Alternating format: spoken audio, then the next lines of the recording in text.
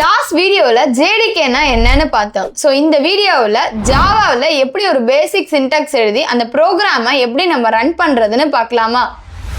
So ஒரு ப்ரோக்ராமை நம்ம எழுதி ரன் பண்ணுறோம் அப்படின்னா ஜாவாவில் 2 ஸ்டெப் கம்பைலேஷனை ஃபாலோ பண்ணுவோம். ஃபர்ஸ்ட் ஒன் கம்பைல் டைம்னு சொல்லுவாங்க, செகண்ட் ஒன் ரன் டைம்னு சொல்லுவாங்க, எக்ஸிக்யூஷன்னு சொல்லுவாங்க.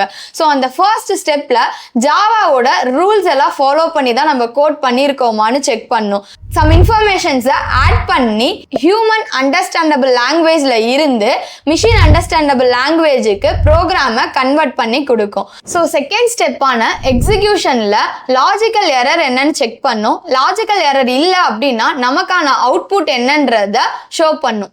ஸோ நம்ம ப்ரோக்ராமை எங்கே எழுத போகிறோம் அப்படின்னா நோட் பேடில் தான் எழுத போகிறோம். ஸோ ஃபர்ஸ்ட் நோட் பேட் நான் ஓப்பன் பண்ணிக்கிட்டேன். ஸோ ஒரு ஜாவா ப்ரோக்ராமில் ஒரு ப்ரோக்ராம் எழுத போகிறோம் அப்படின்னா ஃபர்ஸ்ட் டிக்ளேர் பண்ணுறது என்னவா இருக்கும் அப்படின்னா கிளாஸ் நேமாக இருக்கும். ஓகேங்களா? ஸோ இந்த வித்தின் கிளாஸ்க்குள்ளே தான் நம்மளோட கோட் எல்லாத்தையுமே நம்ம எழுதுவோம்.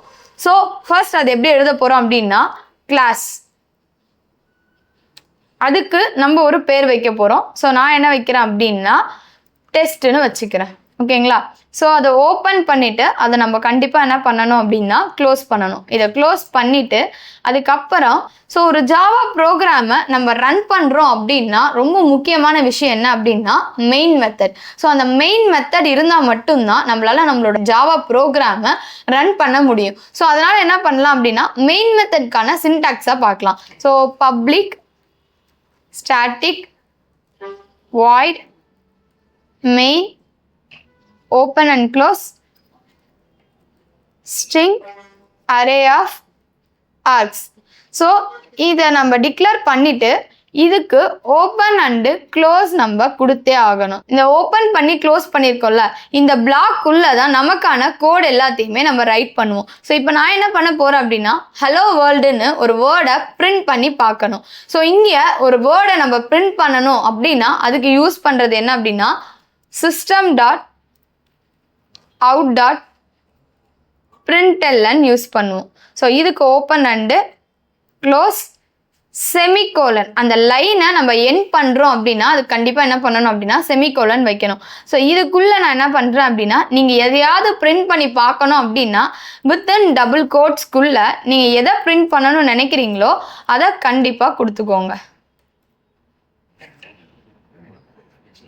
ஸோ இப்போ நான் என்ன பண்ணிட்டேன் அப்படின்னா பேசிக்காக ஒரு சின்டாக்ஸ் எழுதியிருக்கேன். ஸோ இதை நம்ம ரன் பண்ணணும் அப்படின்னா ஃபர்ஸ்ட் ஸ்டெப் கம்பைலேஷன். அதுக்கு முன்னாடி இந்த ஃபைலை நம்ம சேவ் பண்ணணும். ஸோ அதை நம்ம எப்படி சேவ் பண்ணணும் அப்படின்னா இந்த கிளாஸ் நேம் என்ன கொடுத்துருக்கோமோ அதுதான் நம்மளோட ஃபைல் நேமாக சேவ் பண்ணணும். ஸோ Ctrl+S கொடுத்து நான் என்ன பண்ணுறேன் அப்படின்னா எனக்கான ஃபோல்டரில் போயிட்டு சேவ் பண்ணுறேன். ஸோ நான் இதுக்குள்ளே ஒரு ஜாவான்ற இந்த ஃபோல்டருக்குள்ளே சேவ் பண்ணுறேன்.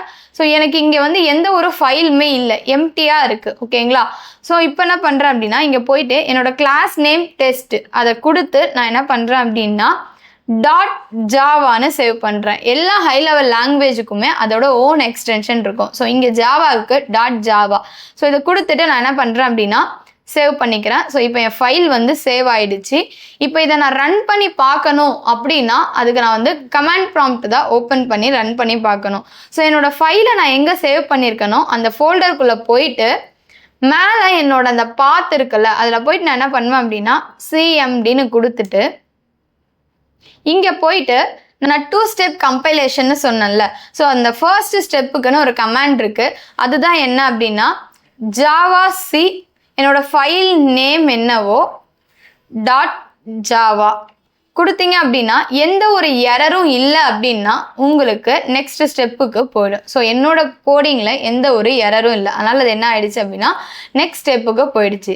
ஸோ செகண்ட் ஸ்டெப் என்ன அப்படின்னா எக்ஸிக்யூஷன். நமக்கான அவுட்புட் தெரியணும் அப்படின்னா இந்த கமாண்டை நம்ம ரன் பண்ணாதான் நமக்கான அவுட்புட் தெரியும். ஸோ அதுக்கான கமாண்ட் என்ன அப்படின்னா java ஃபைல் நேம் .java கொடுத்து என்டர் கொடுத்தீங்க அப்படின்னா நமக்கான அவுட்புட் என்னன்னு தெரியும். ஸோ ஹலோ வேர்ல்ட் நான் பிரிண்ட் பண்ணிட்டேன்.